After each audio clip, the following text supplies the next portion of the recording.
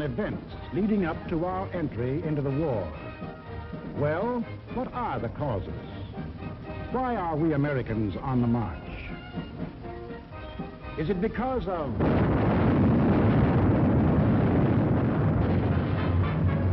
Pearl Harbor? Is that why we are fighting? Or is it because of Britain?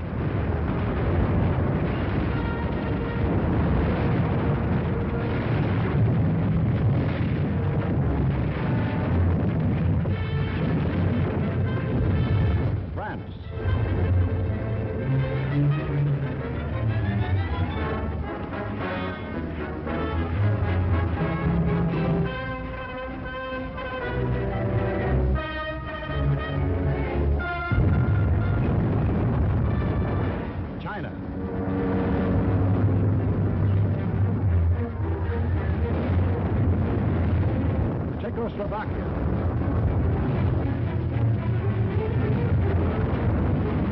Norway,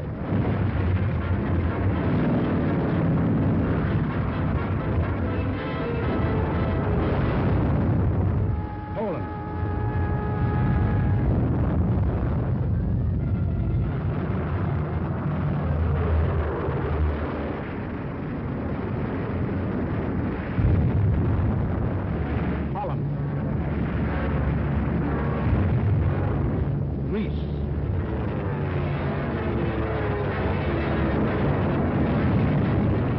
Belgium, Albania, Yugoslavia, or Russia.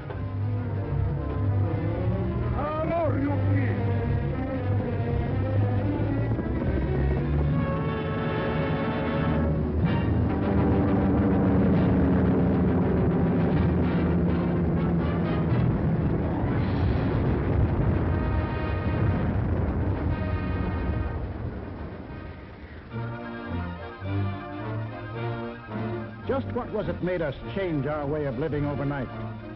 What turned our resources, our machines, our whole nation into one vast arsenal, producing more and more weapons of war instead of the old materials of peace?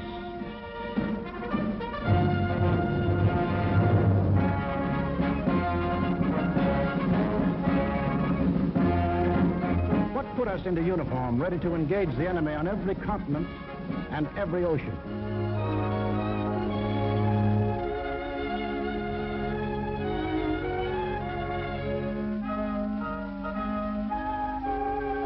These two worlds of which Mr. Wallace spoke, the free and the slave. Let's take the free world first, our world. How did it become free? Only through a long and unceasing struggle inspired by men of vision. Moses, Muhammad, Confucius,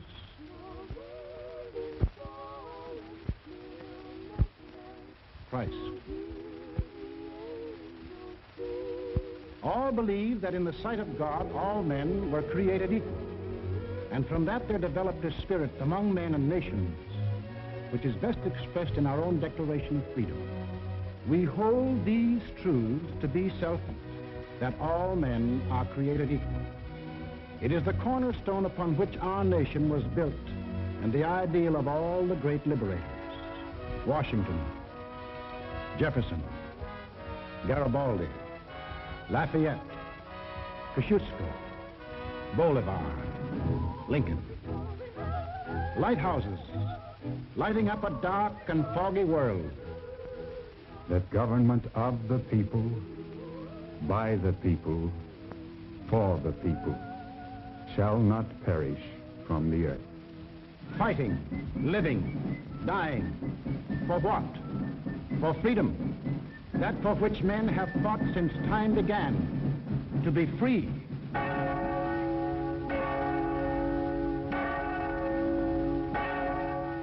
Is life so dear, or peace so sweet, as to be purchased at the price of chains and slavery? Forbid it, Almighty God. I know not what course others may take, but as for me, Give me liberty, or give me death. But what of this other world? Here, men insisted that progress lay in killing freedom. Here, they were putting out the lighthouses, one by one. Here, the march of history was reversing itself. In Italy, it began when an ambitious rabble-rouser set his followers marching on Rome. The country, like every other country after the last war, was torn by political unrest, hard times, unemployment. Two courses were available to the Italian people. They could solve their problems in a free, democratic way, or they could let someone else do the solving for them. They made the tragic mistake of choosing the second course. They put their trust and faith in this one man. They believed he represented them. Actually, he planned to betray them for the selfish interests of himself and the group back of him, just as he had earlier betrayed those who first supported him. In Germany, another and even more forceful demagogue set his followers marching from the Munich beer hall. He too had the sinister opportunity to take advantage of post-war chaos.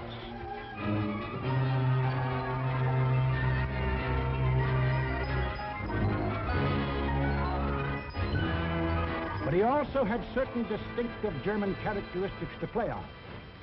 To start with, the Germans have an inborn national love of regimentation and harsh discipline.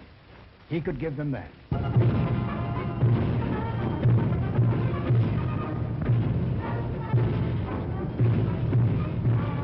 The German army, and through them the people, had never acknowledged German defeat in the last war and were anxious for revenge.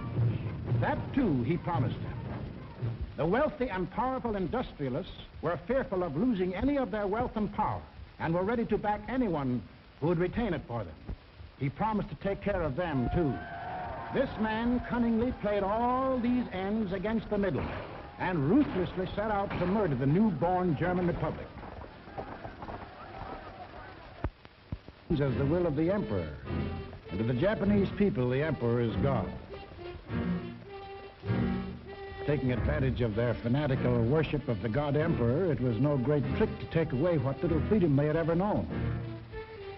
Yes, in these lands, the people surrendered their liberties and threw away their human dignity.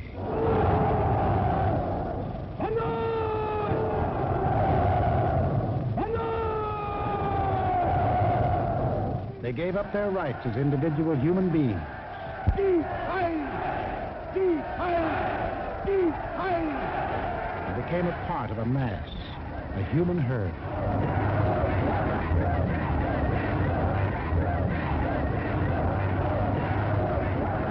Although these countries were far apart and different in custom and in language, the same poison made them much alike. Each got a new uniform. In Italy, the new bosses wore black shirts. In Germany, the shirts were brown. In Japan, they hid behind the uniform of the army. But really, they belonged to a sinister, secret society. Their symbol was a black dragon. The other fellows had to have a symbol, too. Germany, a swastika. In Italy, the old Roman symbol of the fascists. In Germany, they called the new order National Socialism, or Nazism. In Italy, they had a shorter word, fascism. In Japan, they had lots of names for it. The new era of enlightenment, the new order in Asia, the co-prosperity sphere. But no matter how you slice it, it was just plain old-fashioned militaristic imperialism. The Japs would get the prosperity, and the others would get the coal. They say trouble always comes in threes. Take a good close look at this trio. Remember these faces. Remember them well. If you ever meet them, don't hesitate. Eine wahrhaftige Weltmann-Showspotter sein. Und zweitens, Sie wollten, Herr... Stop thinking and follow me, cried Hitler. I will make you masters of the world. And the people answered, Heil! Heil!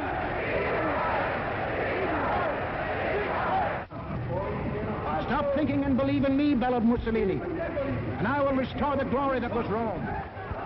And the people answered, Duce, Duce. Stop thinking and follow your God Emperor, cried the Japanese warlords, and Japan will rule the world. And the people answered, Banzai, Banzai. Each system was alike in that the constitutional law-making bodies gave up their power. The Reichstag in Berlin, the House of Deputies in Rome, the Diet in Tokyo. And these elected representatives became collections of stooges, rubber stamp organizations. Applauding on cue the words of the leaders. Each system did away with free speech and free assembly. Each system did away with a free press and substituted a press controlled by the party. Through their ministries of propaganda, each took complete control of the theater, the movies, the radio. Every cultural activity and every channel of information was controlled by the most important members of the party. Each did away with free courts and trial by jury, and substituted courts and judges run by the party. Each abolished labor unions and the rights of bargaining for wages. Verdienst machen zur Meldung. Achtung! Abteilung 6, 310 mit 1-3-114 beim Grabenbau. Danke. Heiler! Heiler! Lassen Sie weiterarbeiten. Weiterarbeiten! And under the pretext of patriotism established a system of forced labor. Each enforced its decrees by an army of secret police who held the power of life and death over every individual. And for the few who still believed in freedom and said so, there was a ready answer.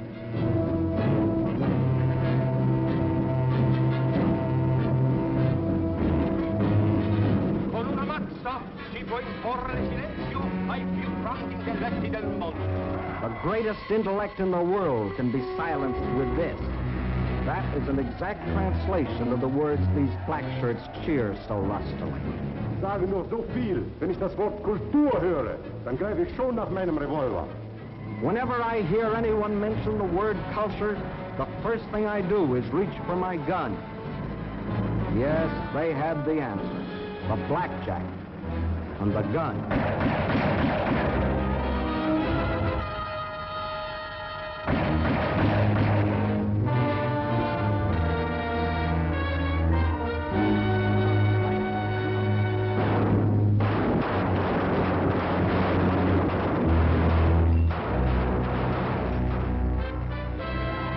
In Italy, they did it different.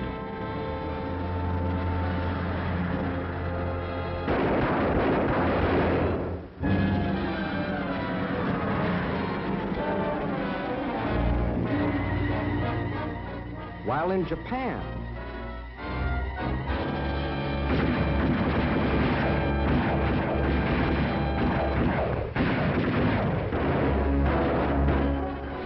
to their names can be added those of hundreds and thousands of others who stood in the way of the new order.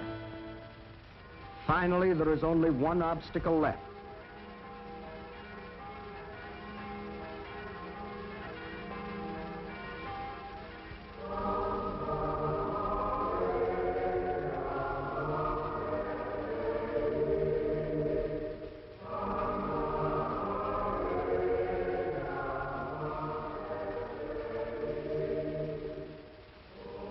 The word of God and the word of Führers cannot be reconciled.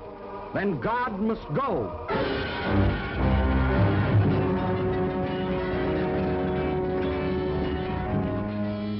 I am absolutely clear in my own mind, and I think I can speak for the Führer as well, that both the Catholic and Protestant churches must vanish from the life of our people. Thus spoke Dr. Alfred Rosenberg. And if you have any doubt that he spoke for his Führer, here's what happened.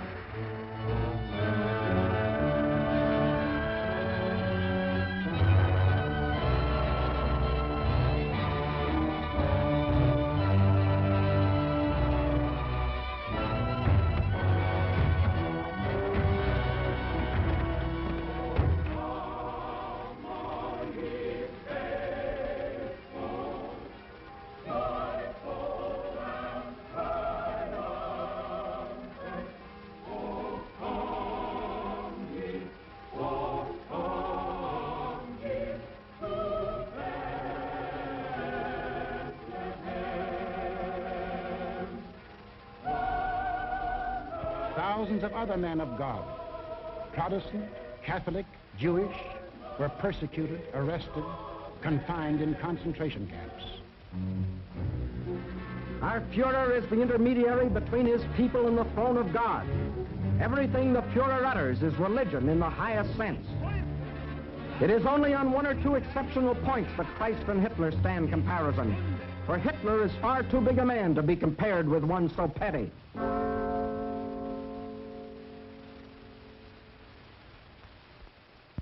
German classrooms.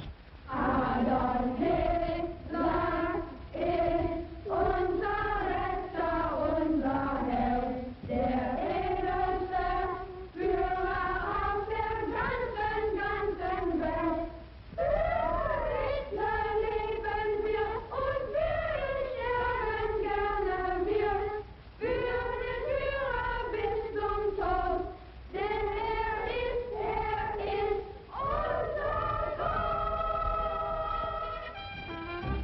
Yes, take children from the faith of their fathers and teach them the state is the only church. And the head of the state is the voice of God.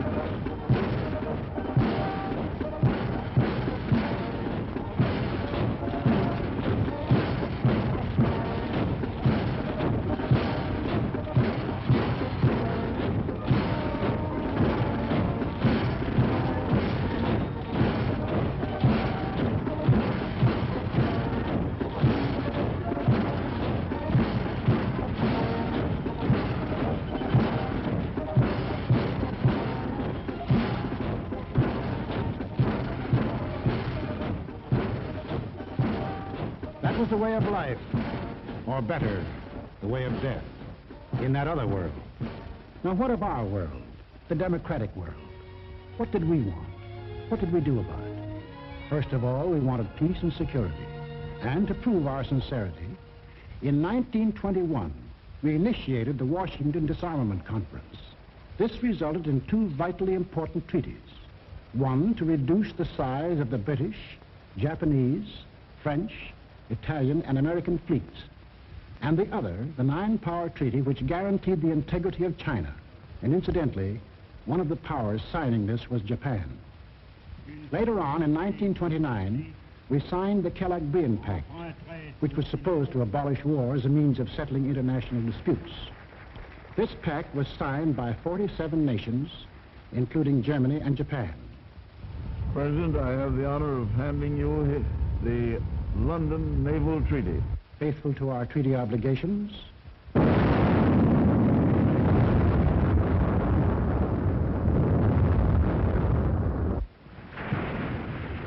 we scrapped more than 60% of our naval tonnage, and our army was reduced to a standing force of 136,000 men, smaller than that maintained by the little state of Romania.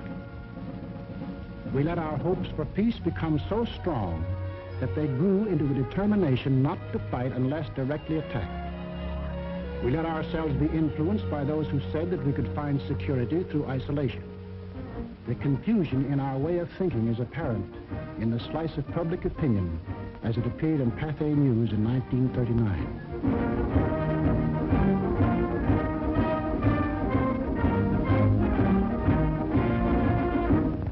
Another war, not for me. This time America should keep out, and I know I will. If war breaks out in Europe, I think that this country should heed the advice of its first president and avoid all foreign entanglements. I haven't the slightest idea of European affairs. In the event of war in Europe, I think we should stay out of it entirely. And all our efforts should be made to keep out of the fight. Let Europe fight her own battles.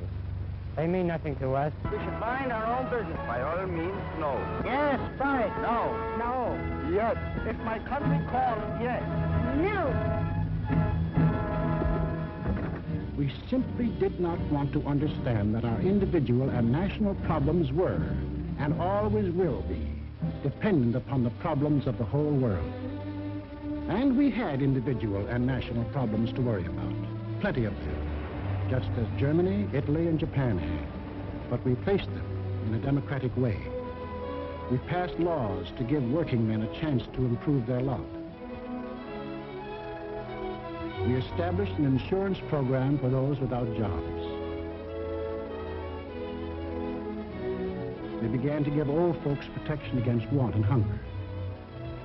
We organized the CCC to provide our young men with healthy and useful employment.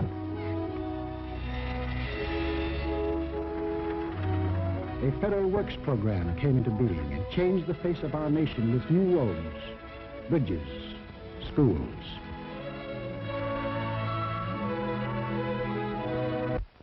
We built great new dams which brought the miracle of electricity to millions of our people. These were some of our accomplishments, but there were others not so creditable. We turned our backs on the League of Nations. We passed the Tariff Act to set a higher wall of isolation around us. We encouraged lawlessness with the farce of prohibition. But in spite of these mistakes, we never had a thought of losing our free institutions. John Q. Public still ran the country. He had his choice of voting for Dewey, Wilkie, Roosevelt, or anybody else. In Germany, they had the choice of voting for Hitler, Hitler, or Hitler.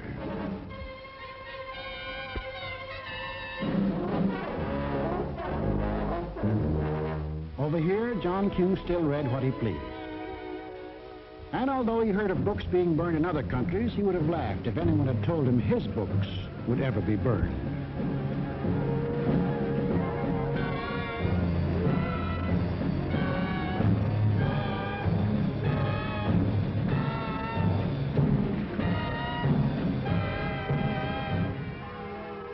And on Sunday, if he felt like it, John Q. went to any church he pleased.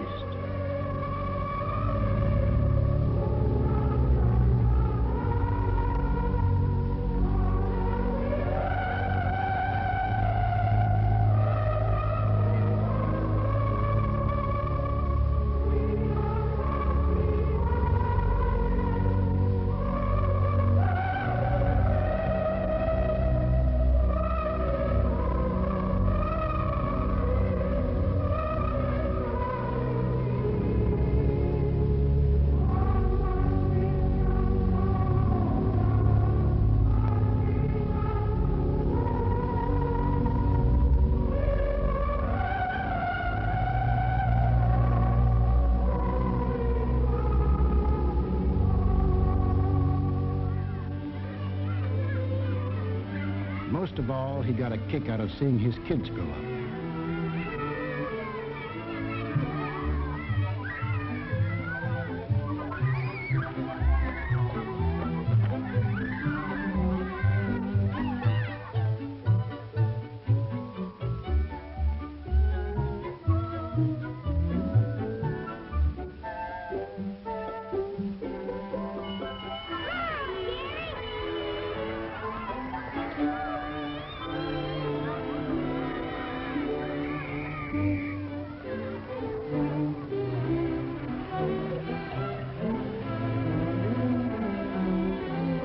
The average American was quite unconscious of the fact that some people had this in mind for the little John Q. Viel mehr, Junge. Wollt ihr auch so da?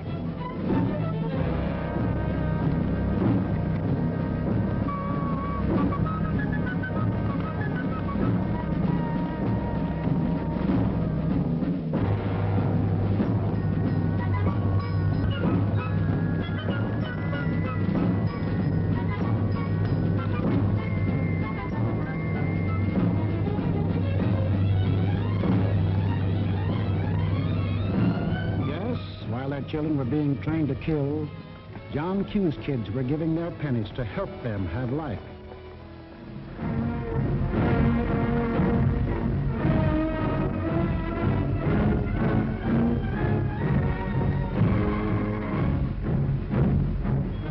And when we saw these men in the newsreels, quite often we laughed. To us, they looked like characters in a musical comedy.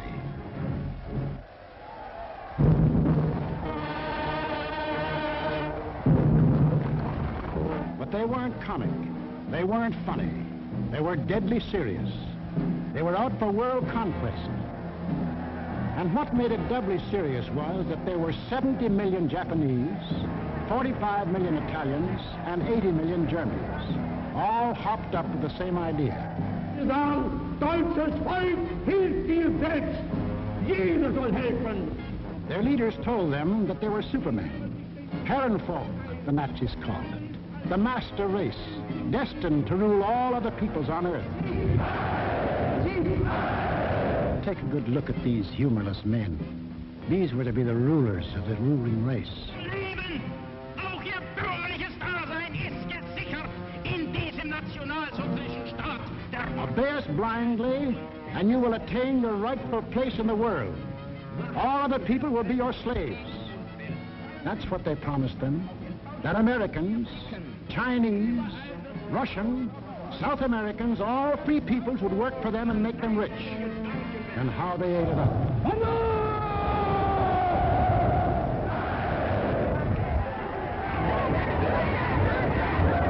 We shall restore the glory that was Rome. Today we rule Germany. Tomorrow the world. The Pacific is ours. It was inevitable that these countries should gang up on us. The little fellow is our pal, Kurosu, who smiled his way into our hearts in December 1941. Here he and his friends are busy carving up the world in advance, staking out their claims. Take a good look at these claims. Here was the Italy that Mussolini took over in 1922. And almost his first act was to tell the Italians they were the rightful owners of Corsica, Nice, Savoia, Albania, Tunisia, Ethiopia, and a land corridor linking it with Libya. Later on, he had an even bigger dream.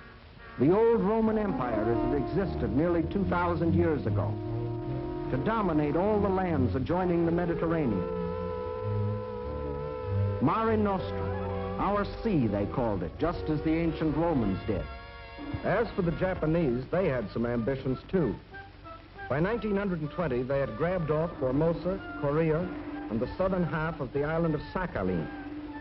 Then Baron Gishi Tanaka, the prime minister, carefully set down Japanese aims in a document called the Tanaka Memorial. It was presented to the Emperor July 25th, 1927.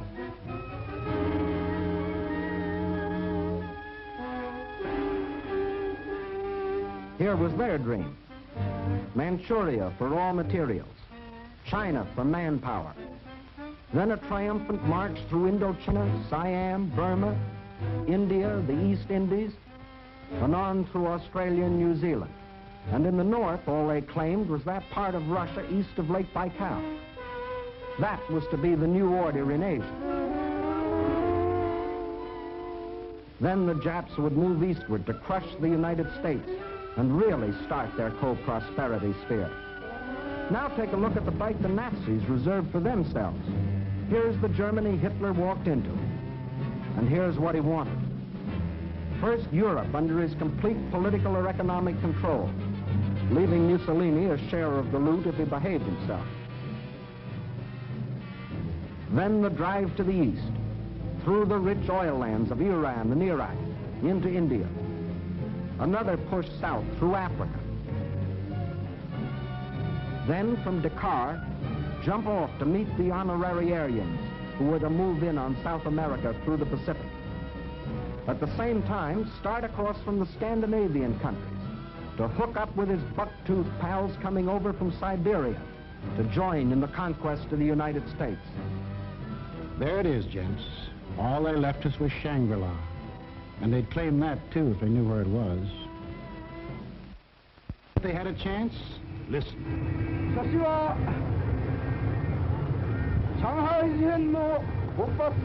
When war comes between Japan and the United States, I shall not be content merely to occupy Guam, the Philippines, Hawaii, and San Francisco. I look forward to dictating the peace to the United States in the White House at Washington. Yamamoto wrote those words on January of 1941. Yes, the conquering Jap army down Pennsylvania Avenue. That was the final goal. You will see what they did to the men and women of Nanking, Hong Kong, and Manila. Imagine the field day they'd enjoy if they'd marched through the streets of Washington. But before striking, a preliminary step was necessary.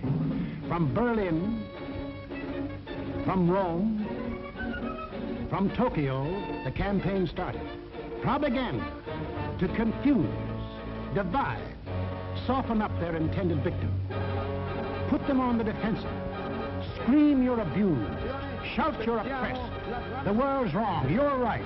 If you shriek it loud enough and often enough, they'll believe you.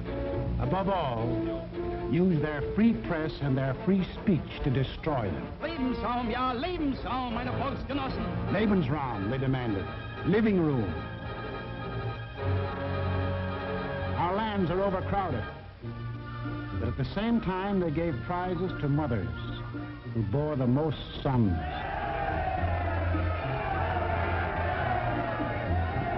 They brought together large groups of young men and young girls for human breeding. Read what one of their leaders wrote.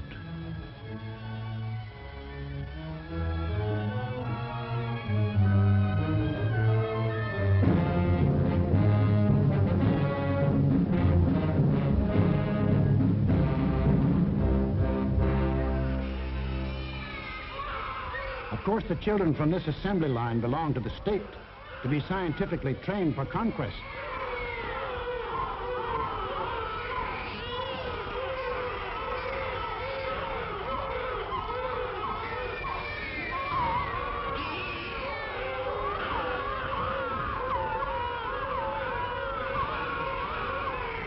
Another howl was the lack of raw material.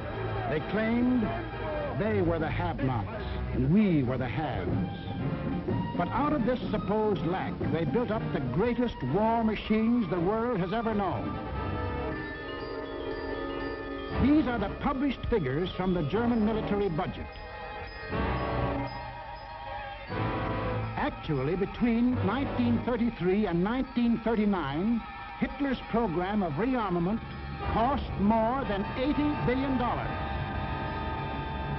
The Nazis alone assembled a striking force of 30 panzer divisions, 70 motorized divisions, 140 infantry divisions, plus the Luftwaffe, the world's largest air force. And they had no raw materials. Think of the bread, the automobiles, the good things of life that the German, Italian, Japanese leaders might have given their people if they had spent this money for peace instead of war. You know what billions we are now spending to match their military force? No. No, these arguments were all smokescreens. When war came, the democracies proved to be the have-nots, and our enemies the haves. And when war came, where did it come?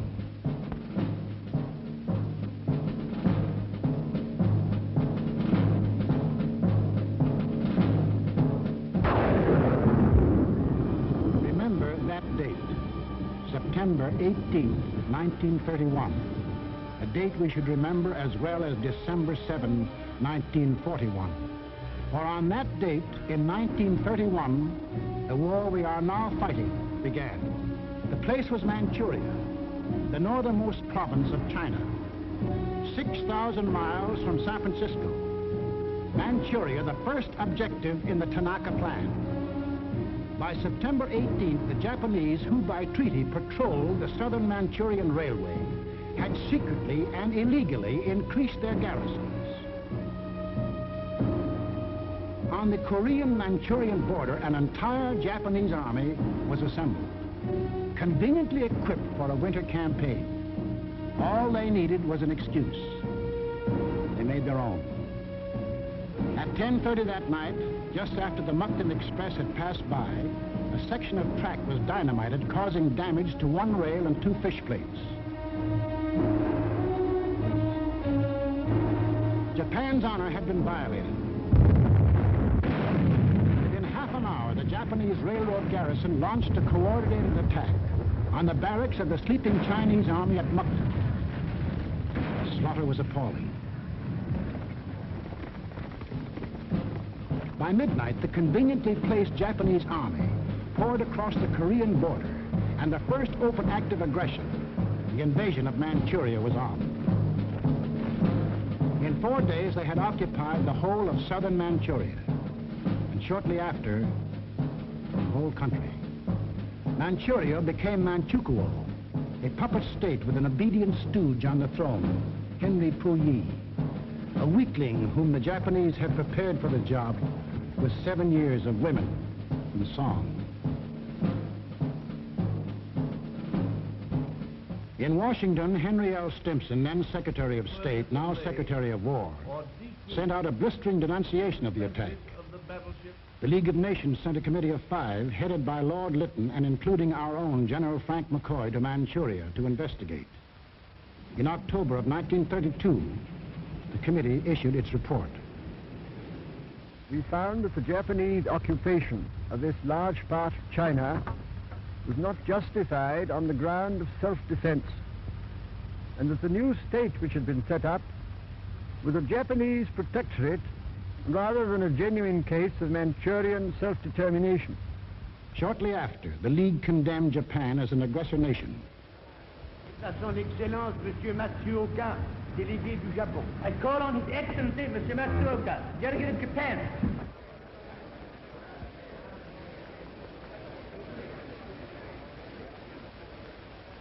It is a matter of common knowledge that Japan's policy is fundamentally inspired by a genuine desire to guarantee peace in the Far East and to contribute to the maintenance of peace throughout the world.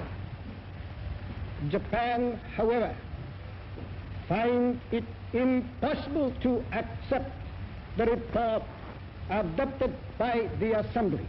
In answer, the Japanese delegates, knowing there were no guns behind this condemnation, smiled, took up their briefcases, marched out of the League. More than Manchuria was dead. Collective security was dead. The green light had been given the aggressors. We and the rest of the world knew that these aggressors should be stopped and punished, but we were unwilling to make the necessary sacrifices to back up that opinion. It was impossible to convince a farm boy in Iowa, or a driver of a London bus, or a waiter in a Paris cafe that he should go to war because of a mud hut in Manchuria. Yet the subsequent course of history makes it clear that that incident, so many miles away, is one of the main reasons that you and millions of others are in uniform today. Japs had Manchuria. Phase number 1 of the Tanaka Plan was completed. Phase number 2, the conquest of China. In 1932, without warning, the Japs attacked the Chinese city of Shanghai.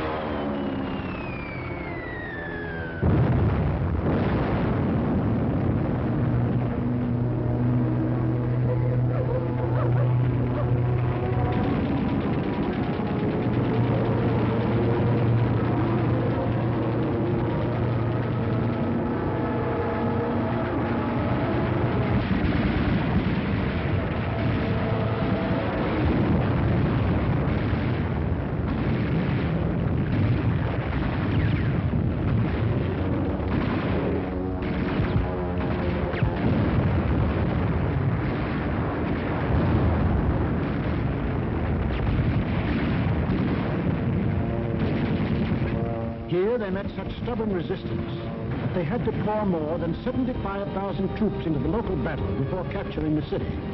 This resistance made them decide to shift their campaign to the north, and in 1933 they added the province of Yehol to Manchuria. Yes, the Japs launched the second phase of the Tanaka Plan, but they had yet to finish it. A united nation stands against them. Under the inspired leadership of General Chiang Kai-shek, the Chinese people fought and still fight on. Meantime, what of Japan's partners? What helpless people were they planning to bomb, slaughter, drive into slavery? Hitler was not yet ready, but Mussolini was. Mussolini had to be. His people were growing restless. Fascism hadn't produced the heaven on earth that he had promised them. So he pulled the old trick of launching a foreign war to divert attention from troubles at home. So Mussolini beat his chest like Tarzan and looked around for a worthy foe. He found one, Ethiopia. A good country for the beginning of a glorious empire. Its army had no machine guns. Its army had no tanks. Its army did have an air force. Exactly one old airplane. One airplane against a nation which had developed the new theory of total air war. Of the blitz which would wipe out cities, destroy civilians, men, woman, and child. In October of 1935, following the Japanese example, an incident was provoked at the little settlement of Wall near the border of Ethiopia and Italian Somaliland. Italy's honor had been violated. Refusing any arbitration, Mussolini moved the whole might of his army through the Suez Canal to overrun the undefended country. Ethiopia's emperor, Haile Selassie, appeared before the League of Nations.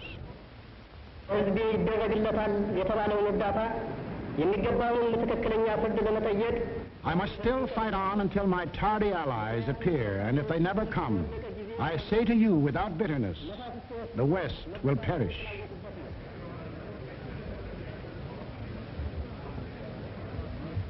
Members of the League half-heartedly stopped trading with Italy, but refused the only thing that will stop any aggressor: force.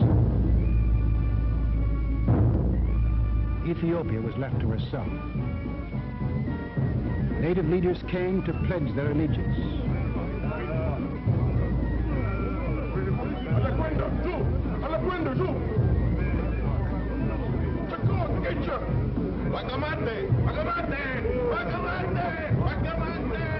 The people of Ethiopia, with their spears and bare hands, faced the guns and the tanks of the invaders, fighting desperately and gallantly to save their country from conquest.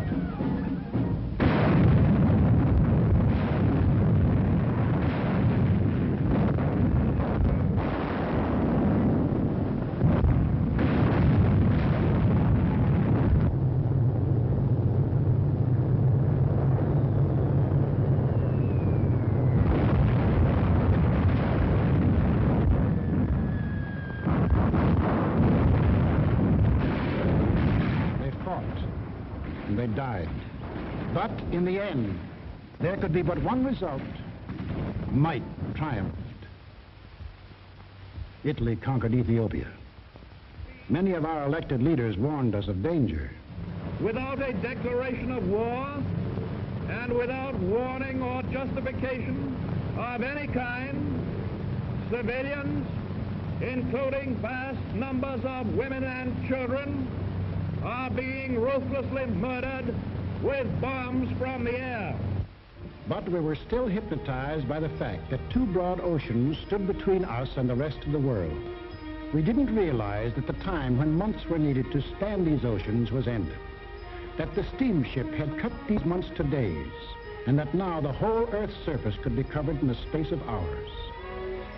Yes, we were a nation that wanted peace, but we hadn't yet learned that peace for us depends on peace for all. Nobody would run the risk of war because of some mud huts and barren plains in Ethiopia, any more than we would run the risk for some similar huts and plains in Manchuria. Correctly interpreting our attitude, the aggressors were all the surer that they could get what they wanted. Japan had started on her march of conquest. Italy had begun her new empire. And now the third gangster. What about him? We'll take him up in our next film and show how he joined his partners and put in his bid. For this is what we are fighting. Freedom's oldest enemy. The passion of the few to rule the many. This isn't just a war. This is the free people's life and death struggle against those who would put them back into slavery. The free peoples of America and Britain, of Russia and China, of Canada, Australia, and all the 30 United Nations that have sworn that man shall still remain free. That is the cause in which we fight. We lose it, and we lose everything. Our homes, the jobs we want to go back to, the books we read, the very food we eat, the hopes we have for our kids, the kids themselves. They won't be ours anymore. That's what's at stake. It's us or them. The chips are down. Two worlds stand against each other. One must die, one must live. 170 years of freedom decrees our answer.